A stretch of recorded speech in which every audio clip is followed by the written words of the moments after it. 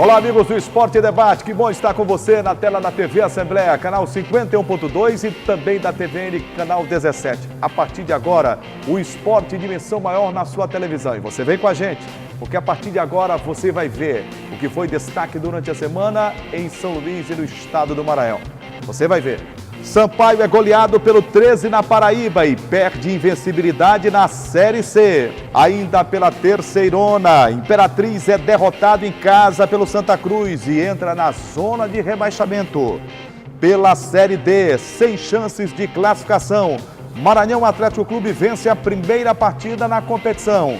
Moto empata com São Raimundo no Pará e depende só de si para terminar em primeiro no grupo A3 da 4ª divisão. Você vai ver ainda o lançamento do livro O Cavalo que Vivia Entre o Sol e a Lua, do mestre enxadrista Nicolau Leitão.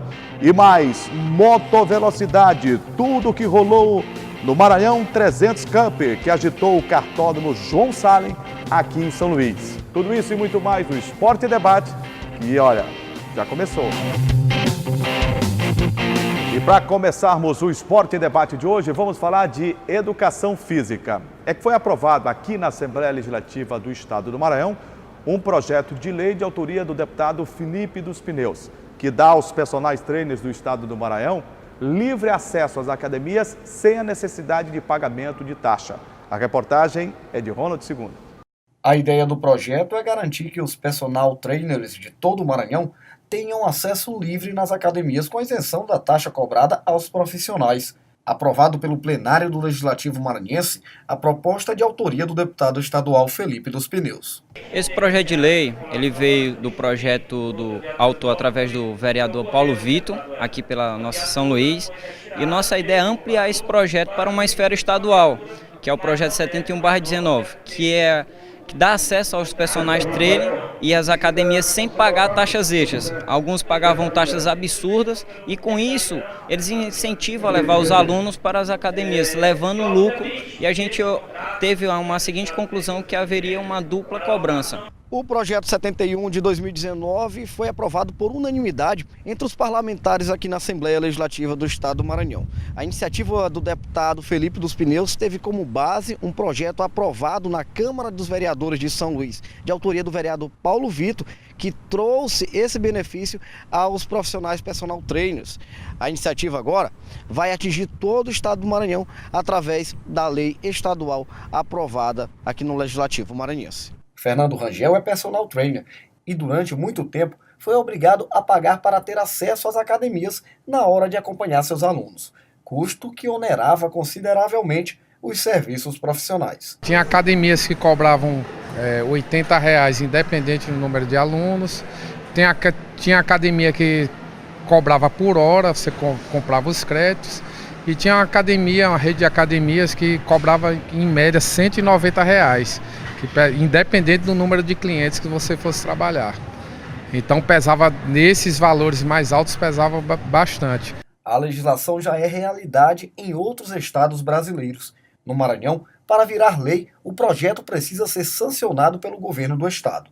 Para Fernando, a aprovação a nível estadual vai trazer mais segurança, facilidade às atividades diárias da categoria, além de valorizar os profissionais. Visto que você tem a grande São Luís, né, como São José de Ribamar, que tem outras academias, Maiobão, Passo do Lumiar. Então, sendo estadual, tem um renome até nacional. E com certeza, num município onde estão as maiores academias, você vai ganhar muito mais força, com certeza. A classe ficou mais forte aí.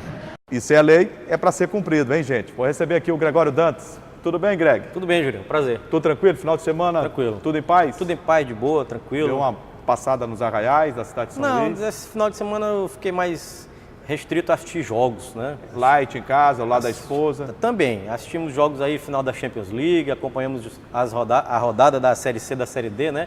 Também pelas rádios. E de olho no futebol do Maranhão. Claro, né? Exato. Ô, Greg, esse projeto de lei, ele dá, né, aos personal trainers o direito de acesso livre às academias sem o pagamento de taxa. É interessante, né? Não, interessante. É o projeto do deputado estadual Felipe dos Pneus, também baseado no projeto do vereador aqui da capital, Paulo Vitor, né, que fez um projeto semelhante, dando aos educadores físicos de São Luís a possibilidade de entrar, né, sem pagar taxas em todas as academias da cidade. Aí agora, em âmbito estadual, o projeto ainda depende da sanção do governador Flávio Dino, mas acredito que o governador vai ser bem consciente, né, Julinha? E aprovar esse projeto, né, sensível, que é de extrema importância para a categoria da educação física, dos educadores físicos do Maranhão. Lembrando que acontecia um problema, né, que é, na minha opinião, até grave, porque ficava muito onerado, pesado para o educador, né? Além de ele ter que pagar uma taxa para a academia para poder dar aula para o seu próprio aluno. Aí, como é que ele fazia? Transferir essa responsabilidade para o aluno. Então, acho que agora vai meio que baratear a situação, né? Com certeza. Uma boa. Uma boa. Depois do intervalo, você vai saber como foi o lançamento do livro do enxadrista maranhense Nicolau Leitão e tudo o que rolou da Moto Velocidade 300 Cup do cartório do João Salles. Segura aí que daqui a pouco a gente volta.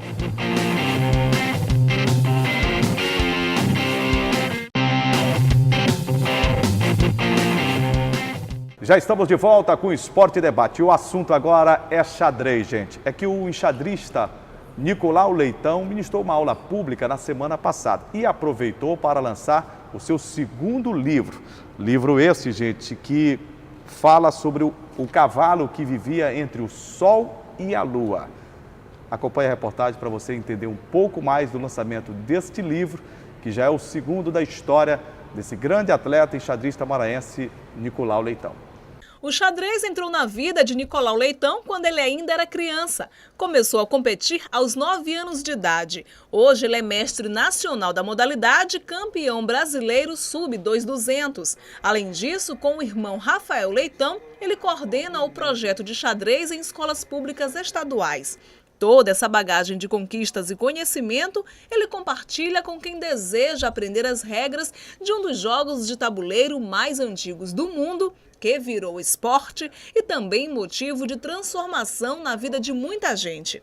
Com esse projeto, Xadrez nas Escolas, eu sou um garoto de classe média, eu nunca tive dificuldade assim na vida, então eu estou me deparando com histórias muito interessantes, né, de garotos que realmente têm uma dificuldade financeira bem grande e um grande poder de superação, e tem muitos garotos que estão muito interessados pelo xadrez, então tem garotos confeccionando o próprio jogo porque não tem dinheiro para comprar, mas está apaixonado pelo jogo e quer continuar competindo. A gente tem relatos de gente que diz que olha, o xadrez está mudando a minha vida porque agora eu percebo a importância de estudar, como o jogo é uma ciência, que se eu não me dedicar eu não vou melhorar, e isso está sendo ampliado para a vida escolar. A gente tem o relato de uma professora que tinha uma aluna que dava trabalho em sala de aula, final de semana estava saindo muito de casa, consumindo bebida alcoólica, já adolescente, e que agora o final de semana dela é dedicado ao xadrez. Nicolau levou o xadrez para os livros. Já lançou manuais de como jogar uma partida e 2 paradidáticos ao público infantil. O primeiro em 2010 com o título O Peão que Queria Coroar. O segundo livro, lançado em 2018, conta a história do cavalo que vivia entre o Sol e a Lua. 2 obras de linguagem simples e divertida para descomplicar as regras do jogo. O xadrez, ele tem uma frase interessante do Kasparov, que para muitos é o maior enxadrista de todos os tempos, que ele fala que o xadrez é a vida em miniatura. Isso ficou na minha cabeça, e você perceber como cada peça tem a sua função na sociedade.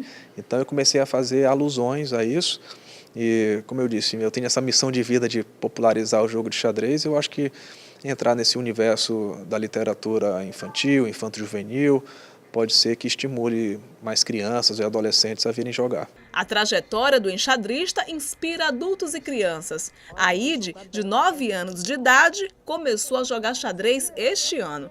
Diz que já aprendeu as regras do tabuleiro e outros aprendizados que o jogo pode proporcionar. As principais regras são os movimentos e também uma coisa chamada roque, que é para manter o rei em segurança. E eu dou uma dica para muitas pessoas: sempre tenta manter as peças centralizadas e dá para durar muito tempo durante a partida. O jogo possibilita o desenvolvimento lógico e criativo de pessoas de todas as idades. Promove habilidades como estratégia e tática. A mãe de Aide, por exemplo, já percebeu mudanças significativas no filho depois que ele começou a jogar xadrez. O que foi espantoso é que na primeira aula o professor Cleverson, que é o técnico dele, apresentou o livro do Nicolau Leitão. E eu achei fantástico porque eu descobri que as peças tinham personalidade. Eu disse que eu tive uma overdose de xadrez nos 2 primeiros dias, porque ele não parava de falar das peças de xadrez e cada uma delas, o que representava, sabe? E ele é encantado, ele é feliz.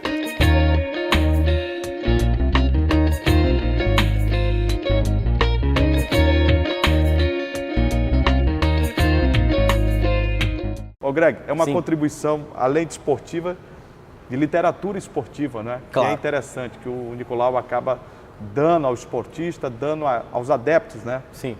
Da modalidade. Não, e o Nicolau, ele tem tradição nesse lançamento de livros, né? A gente tem que lembrar que ele já teve um livro paradidático infantil lançado, que foi o primeiro livro dele, até separei aqui, Jurinha, lançado em 2010, O Peão que Queria Coroar, e agora com esse lançamento do livro O Cavalo que Vivia Entre o Sol e a Lua, voltado para o público infantil, mas também o Nicolau já tinha algumas publicações a respeito de manuais, né? De como jogar o xadrez, né? Para facilitar as pessoas. Diversos, por sinal. Isso, né? das pessoas que estavam começando a se identificar com o esporte, né?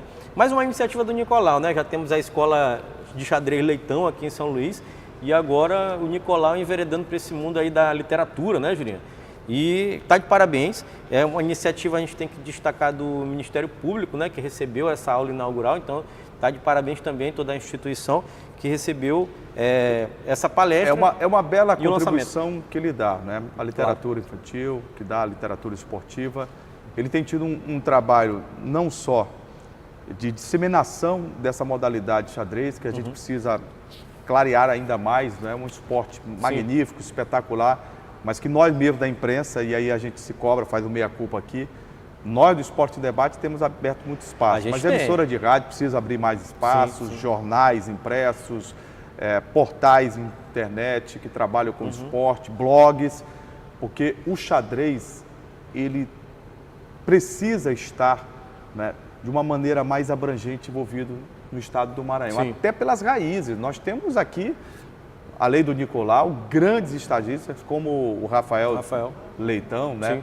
Grande nome internacional do xadrez, e que a gente precisa realmente fazer de forma mais didática. Eu sei que o xadrez envolve todo um contexto mais específico, mas é preciso que o maior número possa crescer, né, de adeptos. Né? Não, eu acredito assim, a gente aqui do Esporte em Debate está fazendo nossa parte, né, Juliana? A gente sempre abre espaço para todas as modalidades, o xadrez é uma, a gente dá muito destaque, que acho da importância também né, para a criança, também para a formação cognitiva, né, da juventude. É isso aí. É muito importante. Então, e mais uma vez, assim, com o Nicolau lançando esses livros de literatura infantil, ele tenta de uma forma mais, vamos dizer assim, de uma forma mais simples, divertida, né? Lúdica. Fazer com que as crianças se identifiquem com o jogo, explicando as jogadas, explicando o nome das peças. Eu acho que é bem interessante e ele está realmente de parabéns pela iniciativa. O Greg, do tabuleiro para a velocidade. Aconteceu em São Luís mais uma etapa da Moto Velocidade, hein? Do Maranhão 300 Cup. E não é que teve repórter participando também? Teve, rapaz. A gente desafiou ele, não foi, Julinho? Foi, desafio para o nosso Ronald II, né? Rapaz, desafiou e ele rapaz, foi lá. A TV Assembleia é repleta de jornalistas, e que tem a veia esportiva prática, não é? Alguns. O Fábio Cabral jogou, foi zagueiro sentado. Você jogou o quê? Eu joguei bola de arroz. Bola de arroz. O Joelson. O Joelson é triatleta. Joelson é triatleta, outro dia ele chegou aqui com um troféu e eu achei muito interessante. Ele participou de uma meia maratona, foi? Não, maratona. Uma maratona, né? de São Paulo ele participou. Ele trouxe o troféu de 20º colocado. Eram 20, eu achei interessante que ele trouxe. Não, rapaz, não é assim. Não, rapaz. Não foi assim, não? Não foi assim, Mas ele chegou entre os 20. Chegou. Mas Ronald II é metido aí a piloto, né? Piloto de moto velocidade, né? Vamos ver como foi a matéria? Vamos ver, vamos lá. Na tela.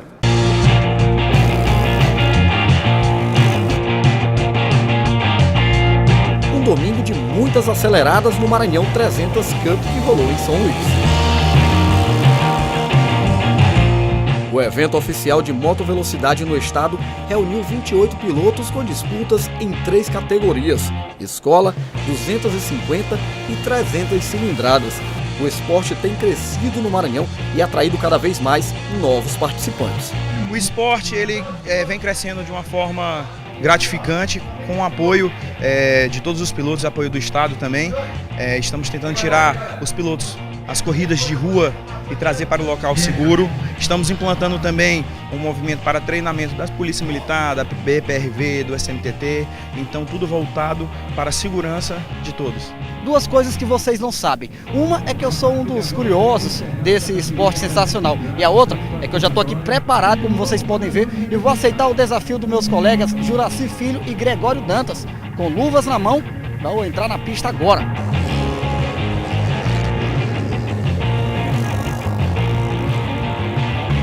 Com preparo bem longe do nível técnico da competição, eu bem que tentei. Dei a primeira volta na tomada de tempo, a segunda, a terceira, estava até achando que ia garantir uma boa posição. Mas...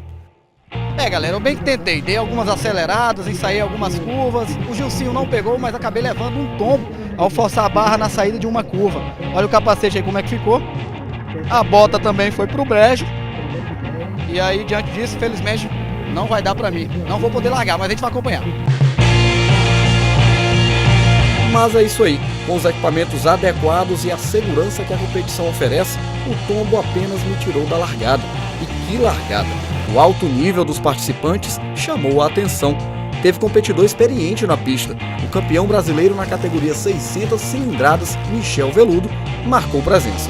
O intuito do esporte não é só a diversão, né? Não é só o hobby, mas tem uma questão de segurança também. A moto é uma paixão no Brasil inteiro, muita gente gosta, só que infelizmente muitos andam na pista, nas estradas, nas ruas, se arriscam onde não é o lugar certo, onde não tem segurança, né? Então o esporte, eu acho que o esporte a motor dentro de um circuito fechado tem esse principal objetivo, é tirar o pessoal do risco para competir rápido com segurança dentro do circuito. Antes de tudo, é necessário dar uma guaribada, verificar aí como é que tá a situação, né? Sim, porque o piloto acabou caindo agora no treino e a gente tem que recuperar o mais rápido possível para voltar aos treinos. Para quem gosta de moto velocidade, ver o crescimento do esporte no Maranhão é gratificante.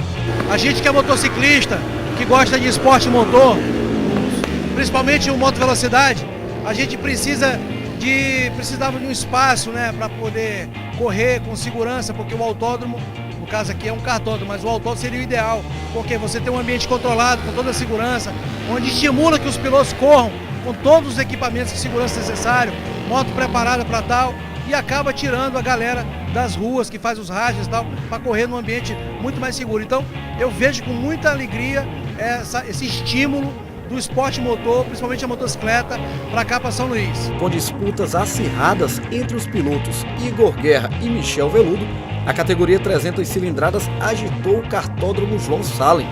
No fim das contas, o maranhense bicampeão norte-nordeste na categoria 1.250 cilindradas, Igor Guerra, levou a melhor. Vamos conferir os resultados dessas feras. Na categoria escola, Bruno Malta, de Marabá, no Pará, ficou em primeiro lugar. Gustavo Tripa, do Maranhão, em segundo, e Gonçalves Júnior, também maranhense, ficou em terceiro. Na categoria 250 cilindradas, Hudson Menezes ficou em primeiro, João Marcelo em segundo e Christopher em terceiro. Na categoria 300 cilindradas, Igor Guerra, da equipe GP Racing do Maranhão, ficou em primeiro lugar. Michel Veludo, da equipe Terra New Motos do Pará, ficou em segundo e Renan Passos, da GP Racing, ficou em terceiro.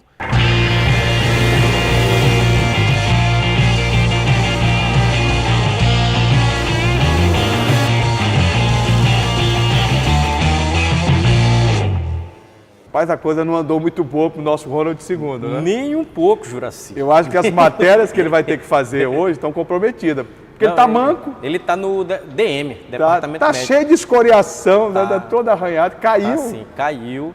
Rapaz, graças a Deus que não foi coisa mais grave. Graças a Deus. Olha, e ele deu sorte porque ele estava com todo o equipamento necessário mesmo de segurança e tal, né? E tava bacana, o capacete dele... Mas que a queda foi tão feia do Ronald II que quase o helicóptero tem que ir buscá-lo lá no... Quase, né? Quase. Quase o helicóptero lá vai buscar, mas ele tá tudo bem com o nosso amigo Graças Ronaldo II. a Deus. Tá trabalhando, né? Tranquilo, viu? A família não precisa se Mas preocupar. tá todo cheio de escoriações, você viu, né? Tá todo arrebentado. Tá todo arrebentado, o corpo dele cheio de manchas, né? E tal, é assim mesmo.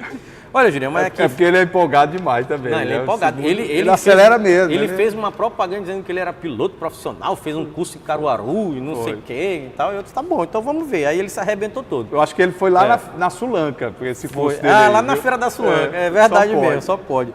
Olha, Julião, mas aqui falando de realmente, né, de esporte, quem compete, com né, talento, né? Queria parabenizar mais uma vez o piloto Igor Guerra, né, rapaz, que é o piloto da GP Race.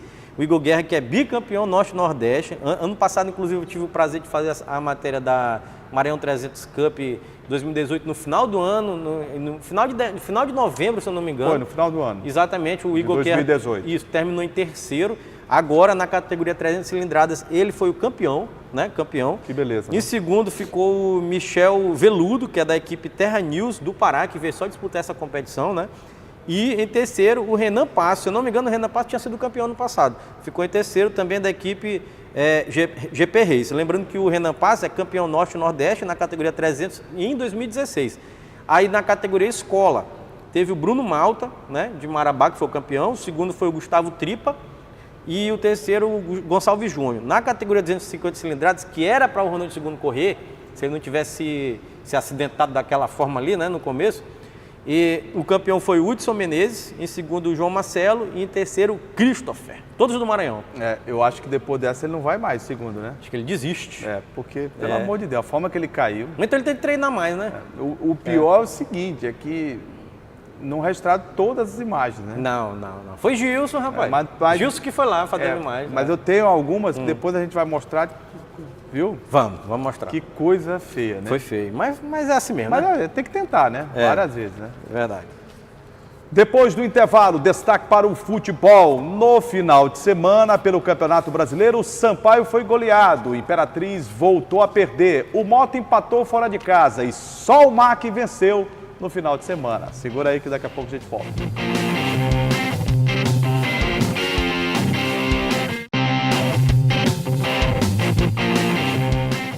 Campeonato Brasileiro da Série D. O Maranhão Atlético Clube jogou nesse domingo no estádio Castelão, contra o Central de Caruaru pela Série D.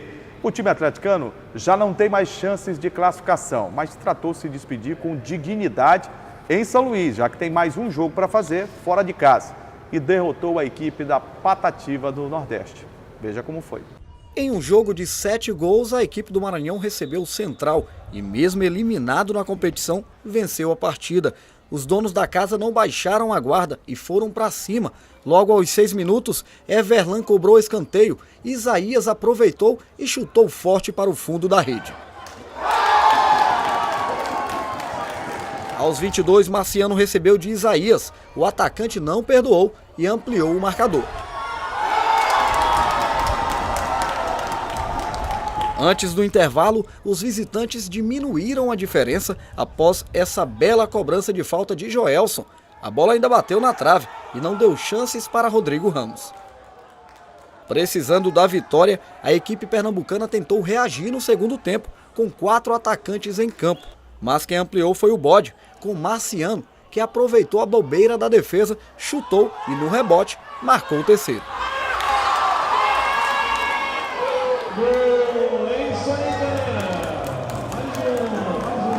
Para quem acha que a rede balançou pouco, o festival de gols não parou por aí. Joelson marcou para o Central aos 47. Everlan fez mais um aos 48. E Joelson voltou a marcar aos 49 para o Central. Perdeu as contas? Fim de jogo, Maranhão 4, Central 3. Mas o importante é essa dignidade, né? Aqui não tem ninguém que não trabalha. Esse grupo trabalha, esses meninos se dedicam todos os dias, né? A nossa direção, o presidente, todo mundo trabalha fielmente todos os dias para que a gente possa fazer um Maranhão forte. Então a minha conversa com eles foi isso, para que a gente se dedicasse, fosse digno, temos uma torcida, temos que respeitá-los e mais ainda a nossa diretoria. Então estão de parabéns por essa dedicação, independente da nossa situação no campeonato. Com certeza a gente mostrou uma boa impressão para o nosso torcedor, né? Veio pouco. A gente não classifiquemos, mas Se a gente vai jogar assim desde no começo do campeonato, a gente estava brigando para classificação. Ô Greg, uma pena que o Maranhão deixou para vencer no momento em que não dava mais. Já não aspira mais classificação, né? É, uma pena. O Maranhão fez um jogo elétrico, né? A gente tem que destacar aqui. Jogo de 7 gols, né? 7 gols, 4-3. Lembrando que o jogo não valia mais nada para o Maranhão, mas para o Central valia muito, né? Valia muito para o Central. O Central ganhasse, ele estava praticamente já classificado. O Maranhão atrapalhou a vida para a segunda fase. Então não foi um jogo contra um adversário qualquer. O Maranhão consegue a vitória. Eu sou da opinião, Juliano, assim, que o Maranhão teve um processo todo errado de caminho para chegar nessa Série D, né? Então, de mudança de técnico no meio da competição, de contratação de jogador, um time inteiro, também de uma coisa muito grave, impossibilidade de treinamento, algumas vezes no Parque Valério Monteiro, porque o Maranhão estava sem o Maranhão estava com o gramado todo cheio d'água lá, né, encharcado, sem a possibilidade de treinar. Então teve vários processos que prejudicaram a atuação do Maranhão dentro da competição. Nesse jogo e isso foi diferente. Parece ter sido crucial, né? O tempo não foi suficiente. Se você analisar, né, e é preciso que o torcedor atleticano analise isso, os jogadores que foram contratados, você vê um Robinho. Robinho foi campeão brasileiro, sim, jogador de qualidade. Esse Isaías, né, fazedor de gol. Atacante, fazedor de gols. Isso. Você tem o Everlan, bom jogador, que fez uma bela temporada no passado pelo time muito do bom Moto. jogador. Você tem o Rodrigo Ramos, que ainda tem gás para jogar, sim, em qualquer equipe aí da Série D, até mesmo da Série C do futebol brasileiro. Sim, então o Maranhão tem alguns nomes, né? O Denilson, lateral direito. Excelente lateral do Campeonato Maranhense e tal. Então o Maranhão contratou alguns jogadores, manteve outros jogadores de qualidade. Veio, né? Agora, não conseguiu formar um time. Um time, exato. Foi um time com alguns bons jogadores, mas que não deu liga, né? Não teve entrosamento, não teve tempo de trabalho, aí muda de comissão técnica, vem outra. E o resultado é que, uma pena, o Maranhão ficar de fora dessa segunda fase da Série D, não é? Ficou de fora. Lembrando aqui, destacando que o jogo terminou 4-3, o Maranhão entrou naquela pressão doida logo no começo do jogo, apesar do Central estar precisando da vitória, o Maranhão que partiu para cima, né? O Everlan, o Isaías fez logo o primeiro gol, logo ali aos 6 minutos, né? Aí depois teve 2 gols do Marciano, a gente tem que destacar isso aqui, porque na rodada passada, esse Marciano perdeu cada gol incrível. De 4 a 5 oportunidades claras, eu incrível, no jogo contra o Atlético, né? O Atlético do Ceará, não foi? Do Ceará, uma sexta-feira. Exatamente. Eu tive até a oportunidade de fazer esse jogo, mas nesse jogo não. O Marciano foi o grande destaque da partida, fez esses 2 gols, né? Se recuperou, né? Eu sempre avaliei ele como um bom jogador, acho que estava numa noite muito ruim. Naquela... Acontece, né? Isso, acontece. Pois é, aí mais 2 gols do Marciano e um gol do Everlan, fez 4 gols, né? E o Joelson, rapaz, olha aí, não é o nosso Joelson aqui não, viu, Juliano? Fez os 3 gols do Central, né? Mas não adiantou. O Central ficou ali estacionado nos 6 pontos, né? Ainda bem, porque o Maranhão acaba se despedindo de São Luís com a vitória. De São Luís com a vitória. E agora realiza a última partida. Isso. No domingo que vem, 18 horas, todos os jogos serão no mesmo horário. Joga em Teresina. Teresina, no estádio Lindolfo Monteiro, 18 horas. Todos os jogos serão domingo, dia 9 de junho, 18 horas. E o Central tem uma parada dura, vai receber o Atlético do Ceará, que já está classificado, disparado em primeiro, ganhou todos os jogos, né? Vai receber em casa. Aí é o seguinte, Juliano, pro Maranhão o jogo não vale nada. O Alto, se ganhar, né, apesar de estar atrás ali, ele atrás do Central no critério de desempate, pode se classificar porque o Central pega o Atlético do Ceará, né, que é a melhor equipe e tal, e pode até se ganhar o jogo ser a melhor equipe da competição de modo geral. Então, seria importante para a equipe do Atlético do Ceará ganhar o Central, e aí teríamos classificados, né, o Atlético do Ceará, que já está classificado, e essa disputa aqui para ver quem é o segundo, entre Central e Alto nesse grupo A5. É verdade. No outro grupo que envolve Clube Maranhense, o Motoclube jogou em Santarém, pelo A3 da Série D do Campeonato Brasileiro. E acabou empatando com a equipe local em 1-1. O resultado foi muito bom para o time rubro-negro, já que o São Raimundo não ultrapassou o Moto se manteve na liderança, essa que é a grande verdade, da Série D do Campeonato Brasileiro no grupo A3. Com o resultado, o time local saiu na frente com um gol do Dadá, o Motoclube empatou com um gol do Márcio Diogo. Aliás, sofreu o gol numa penalidade máxima. Foi convertida pelo Dadá, jogador da equipe do São Raimundo. E o Márcio Diogo ainda comemorava o torcedor paraense e acabou fazendo o gol de empate. Mais um dele, né? Com esse resultado, mais um gol do Márcio Diogo, 1-1, o Moto se mantém na liderança e pode confirmar essa liderança domingo às 18 horas no Castelão contra o Atlético de Roraima. Assim, era o jogo dos líderes, né? Chave, o jogo chave. Isso. Esse jogo aí contra o São Raimundo era um jogo chave, era um jogo dos líderes, né? Aí o Moto conseguiu esse bom resultado fora de casa para meio empate, manteve-se na liderança da competição do grupo A3 com 11 pontos. O São Raimundo ficou com os 10, né? Somos mais um ponto. O Ipiranga ficou com 5 e o Atlético de Roraima 1. Os dois já estão classificados, né? Mas é importante dizer, o São Raimundo joga contra o Ipiranga lá em Macapá, na última rodada, e o Moto enfrenta o Atlético. Isso. São dois adversários que São Raimundo e Motoclube vão ter pela frente, adversários frágeis. Tanto o Ipiranga quanto o time do Atlético. Para mim ainda é pior. A tendência é que os dois possam vencer, mesmo o São Raimundo jogando fora de casa. Lá o Moto empatou, pode tropeçar lá. O Moto fazendo o seu papel aqui é líder, se classifica em primeiro lugar e se classificando em primeiro lugar tem vantagem para a segunda fase. Não, eu avalio que o Moto é favorito nessa disputa diante do Atlético, né? Lembrando que o jogo vai acontecer, como você já destacou. É favorito ao primeiro lugar, inclusive. Favorito, né? E favorito a ser ao primeiro lugar do grupo A3. O Moto, esse time do Atlético é muito ruim mesmo. A gente tem que ser bem claro com o torcedor do Moto aqui. E é bom que diga o seguinte, eu já falei isso algumas vezes, vou repetir.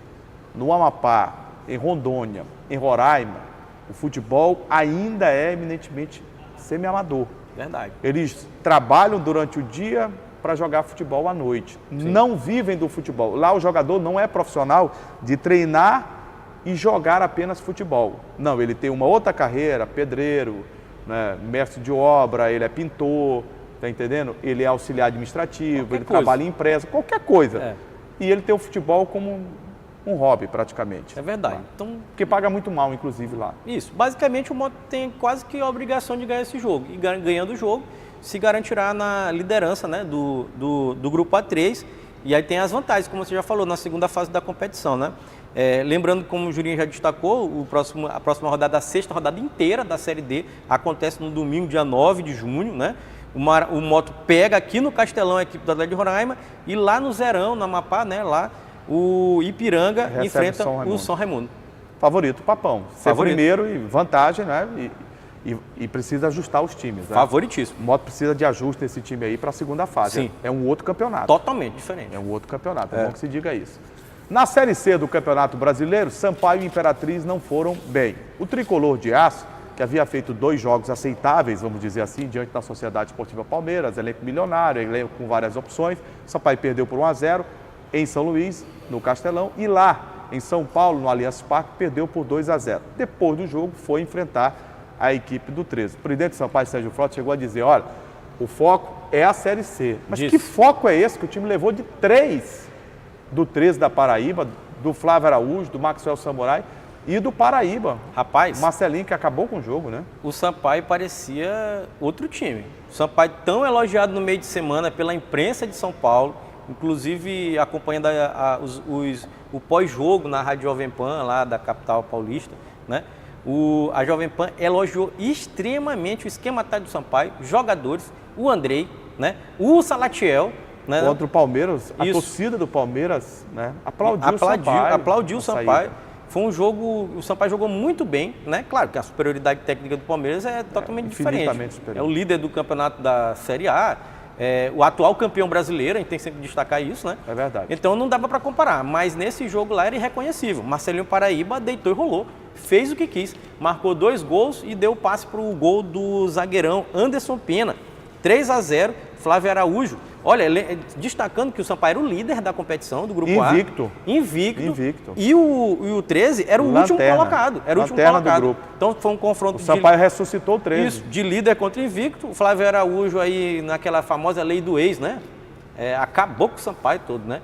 O Samurai ainda entrou no segundo tempo, não fez gol, né? Da equipe do 13. Já era demais também, né? Aí já era demais, não. Já ficava feio demais para a equipe do Sampaio.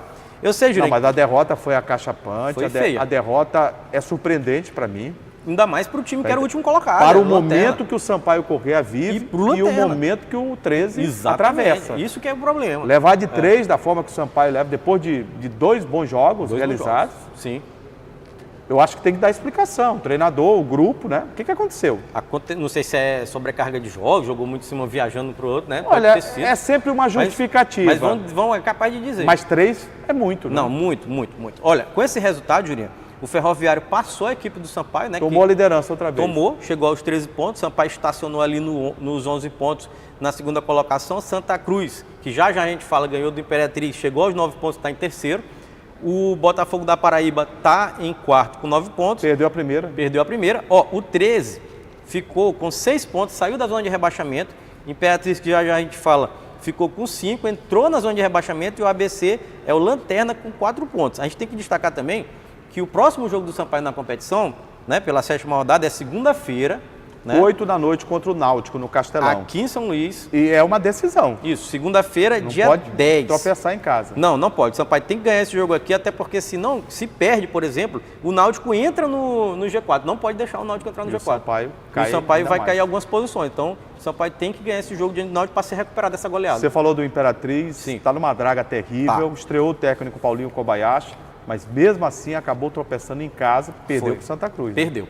O Imperatriz perdeu para o Santa Cruz, resultado de 1-0, né? O Dudu, né? O Dudu lá, jogador do Santa Cruz, fez o gol lá, um golaço lá, que a gente soube, um chute de fora da área ali, né? Que balançou as redes ali. Pegou de surpresa, acertou um petardo. Exatamente, né? aos 23 minutos, né? E o Imperatriz, Jurinha, ainda tentou pressionar, as informações que a gente recebeu lá, acompanhando também pelas rádios, né? O Imperatriz tentou pressionar, principalmente com o Daniel Carvalho, mas não deu certo. Mas o time, eu tenho escutado muito a própria imprensa de Imperatriz dizer que o time tem jogado de forma desorganizada. Daniel Barros, perdão, só porque eu falei Daniel Carvalho. Tá entendendo? É. Ele tem jogado de forma, Greg, desorganizada. Sim. Né? Porque o Rui não conseguiu dar um padrão. Não. Né? Tático à equipe do Imperatriz. Isso é visível, ele não conseguiu. Ver o Paulinho, não pode se cobrar nada, ele assumiu agora. Não, muito recente. Então, impossível. o time ataca de forma muito desordenada, deixa o sistema defensivo desguarnecido. O time não vem tendo um equilíbrio dentro de campo, entre os setores. Não. E isso vem sendo crucial, né? A vitória coloca o Santa Cruz também, e esses times aí, ó, Santa Cruz, Náutico. Se chegar ali no G4, né? Meu amigo, vai ser difícil sair, viu? É verdade. Ó, o Imperatriz ainda teve a chance do empate, 43 do segundo tempo, aí teve um pênalti no Matheus, Adalto bateu para fora. Então, podia ser a chance Jogou literalmente fora a chance. Jogou fora a chance do empate ali, de arrancar um ponto ali, né? Que já não era bom, né? Porque o Imperatriz tem que começar a ganhar em casa.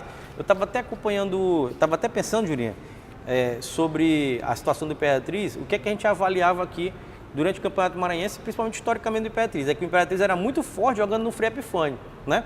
Muito forte. Só que isso não está se refletindo na Série C. E na Série C, precisa fazer ponto em casa, não pode ficar empatando, perdendo. Se você ganhar os jogos em casa, você arrisca ali ficar entre os 4 se classificar. Agora, se começar a perder em casa e entrar na zona de rebaixamento como entrou, o Imperatriz é difícil sair dessa zona de rebaixamento. Aí fica complicado sair, porque um treinador vai começar a mexer na equipe, ele já pediu contratações. Pois é. Vem aí novos jogadores, o torcedor passa a não acreditar, não vai mais. Exato. A pressão se torna maior e o tempo vai passando. E perde, perde o fator casa, que é decisivo para o Imperatriz. É bom dizer que são 2 que caem. 2 que caem. De imediato agora. Já está na lanterna. Ele já está na lanterna, não. Já está em nono, já está na zona de rebaixamento. Está na zona, né? Está na zona de rebaixamento. Mas é isso, tem que começar a fazer ponto, a ganhar em casa o Imperatriz. Senão, pega. Só lembrando aqui, Jurinho, só encerrando aqui informações sobre o Imperatriz, né? Porque o jogo do Imperatriz, o próximo, será no sábado, né? Dia 8 de junho, no estádio Frasqueirão. Olha a parada aí, ó. ABC, lá em Natal, né? 4 horas da tarde. É o jogo dos desesperados. É pedreira. Porque o ABC é o lanterna. Então, se o ABC vai ser uma pedreira, ganhar o jogo, o Imperatriz vai ser o lanterna da competição. Então, um jogo que precisa... Complicado. Isso, complicado. Gente, chegamos ao final do Esporte em Debate de hoje. Muito obrigado pelo carinho da sua honrosa e sempre indispensável audiência. Ô Greg, os canais de interação para que o público possa participar aqui do Esporte em Debate, a gente sempre relembra que na segunda-feira, 8 da noite, temos encontro marcado. Sim, na terça-feira, a reprise. 7h30 da manhã e 2h30 da tarde. E 2h30 da tarde. Canal de interação. E o telespectador pode acompanhar nosso programa através do nosso canal de interação, né? Que é o primeiro, é o nosso site, que é o al.ma.leg.br/TV. Tem também o telefone da nossa redação, que é o 3269-3028. Nosso WhatsApp, que está passando aqui embaixo da sua tela. E lembrando que nosso programa você pode acompanhar também na íntegra no Facebook da TV Assembleia a partir desta terça-feira. Pode comentar, curtir, compartilhar, dar sugestões. À vontade. Greg, grande abraço. Valeu, Jurinho. Gente, obrigado a todos, nossos amigos aí, Heraldo, Jânio, né, Ricardo, nosso amigo Bispo, né? Tiago tá ali? Frank tá ali. Né? Um grande abraço a todos. Cadê Gleitson? O Gleitson? Cadê? O Gleitson foi lá no almoxarifado. Almoxarifado? Foi. Depois ele vai no RH. É bom, né? Tchau, gente. Um grande abraço. Até a próxima. Tchau, galera. Se vê. Valeu. Tchau.